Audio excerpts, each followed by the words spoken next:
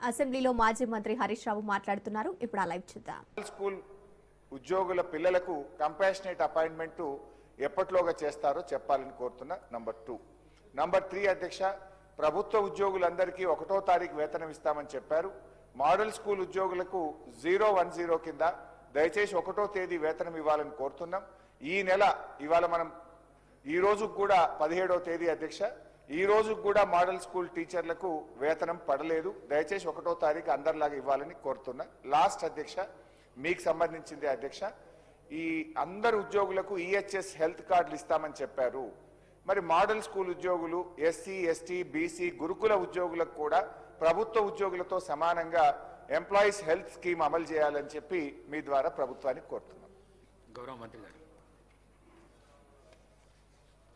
అధ్యక్ష,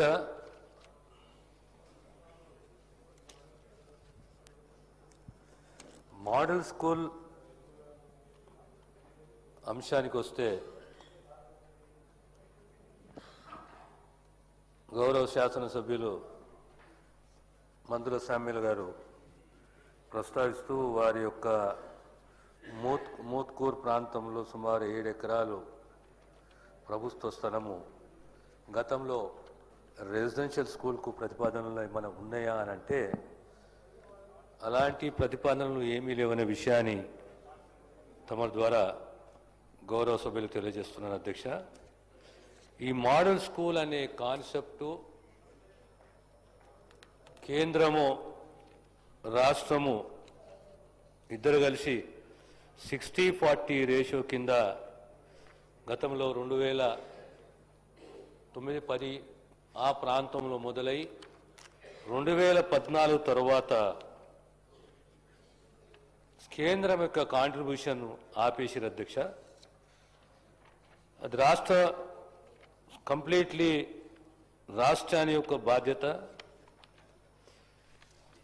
ఈ మోడల్ స్కూల్లో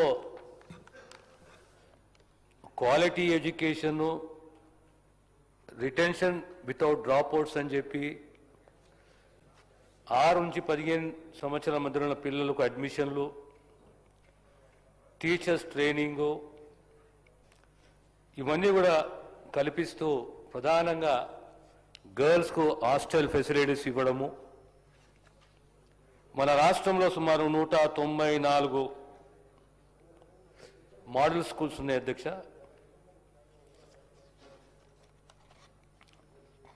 వీరికి సంబంధించిన డైట్ ఛార్జెసే కానీ, యూనిఫామ్సే కానీ, కాస్మెటిక్ ఛార్జెసే కానీ,